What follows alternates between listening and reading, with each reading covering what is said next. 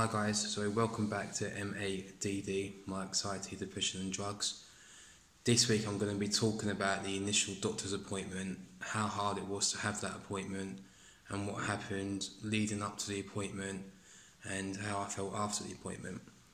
So as I said in my introduction video, I was first diagnosed with anxiety and mental health when I was 18. The reason I decided to go to the doctors was, I can't tell you how long I've had voices in my head, years. I just thought it was normal, to be honest with you. I've never thought anything of it until it got to the stage where I found it very hard to get out of bed. I found it hard to shower and get dressed and get out of my flat. I found it hard to communicate with people. I just wanted to be on my own. I didn't want to do anything. And I had to go to work. I had to earn a living. And it was getting to the point where I would have ended up with no job, and I knew that I had to try and change it, because otherwise the circle was going to go round and round and round, and who knows what would have happened. The voices used to get worse when I was on my own. I used to sit there and they used to drive me insane. As I said, I can't tell you the amount of times I've punched walls. Luckily, I haven't had the courage to do anything worse than that. Trust me, I've had many thoughts about ending it and not being here anymore, but I guess I'm lucky that I couldn't do that. I couldn't do it to my family for one, and I just haven't got it in me to do it to myself. So anyway, it took me months, even longer, to initially make the doctor's appointment. And the doctor's was about a 3-minute walk away from my flat at the time, and I wouldn't walk over there and book it. I felt more comfortable trying to do it on the phone. Even then, I must have hung up a dozen times, if not more, and ended up lying why I wanted the appointment, which you should never do. It just makes things a lot worse at the time for you and for the doctor's surgery. So I remember the night before I had to go to see the doctor, I couldn't sleep, I couldn't eat, I weren't going to go, to be honest with you. Even leading up to about 10 minutes before I had to be there, I weren't going to go. I made sure I had an appointment that was as early as possible, believing that there wouldn't be many people walking about at that time. I wouldn't bump into anyone I knew, and the doctors would be quiet. I hadn't left my flat for about 3 days before this point, so as soon as I walked out of my flat, it was like, I wanted to pass out, to be honest. I felt like I was going to pass out. My legs went like jelly, the sweat was pouring off me, and I believe it was in the winter, so it wasn't warm, especially not in England. It was a nightmare come true, and that may sound a bit, well, is it really? But when you're in that mind frame, to even walk out of your house or your flat or your room, whatever, it just takes everything out of you. So I managed to get to the doctor's about 2 minutes before. I'm very time aware, I guess is the word I'm looking for. I hate being late. As soon as something's late or someone's late, I go, my anxiety kicks in, and I can't cope with that. So I try to make it that I was there just on time, hoping they would be on time. As most doctor surgery in the UK, they weren't. So by the time I actually got into the doctors, I was in a mess, and I was close to tears. Many of you that know me will know how hard, or that are watching instruction, how hard it is for me to show emotion. And when I get to that point, close to tears, I just lock up. I can't communicate with anyone. So you can imagine how the appointment went.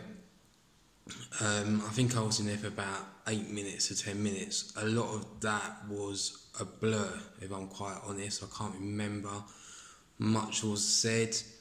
And it kind of made me feel like, because I hadn't self-harmed or I hadn't tried to commit suicide, that I wasn't important. To be honest, I come out there feeling 10 times worse, and that's not a dig at the doctor or the NHS or that's just how I felt at that time. I remember coming out thinking, what was the point in that? The stress I'd put myself through to get there, to try and open up, which again is partly my fault because I probably never did open up enough on that initial appointment. And I remember just walking out there with a list of tablets, and the chemist was just around the corner. I think I'd come away with 7 sets of different tablets, and I thought, well, what are these? What's wrong with me? Just someone please tell me what's wrong with me. Why can't I be happy? Why can't I be like anyone else? And it was hard. It was really hard. Even to this day, I can't tell you why them voices come in my head. And that eats at me, seriously eats at me. That's one thing I'm working on now on my road to recovery, because I can't say I had a troubled childhood. I can't say anything tragic has happened to me personally.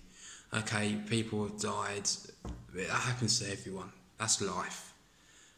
But knowing that this has taken over who I am for the past 4 years, and I can't tell you the main reason why, or myself why, it eats at me, and it still does. It hurts, and that's what I'm trying to find out.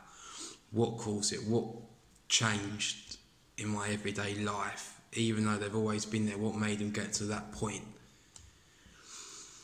So I can't remember the 7 tablets I was on. I didn't really want to take them. I took them for the first few days. I started putting on weight. I didn't feel anything. I was just blank. I was a blank canvas. I got up, I went to work, I went home, I went to bed. That's it. And there was nothing behind my face. No emotion, nothing.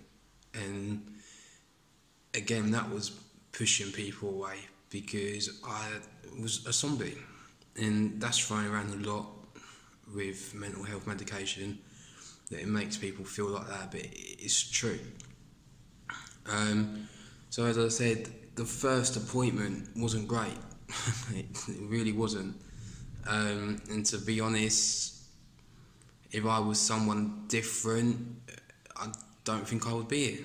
I really don't. I mean, it was a constant fight back then not to try and self-harm or not to try and commit suicide.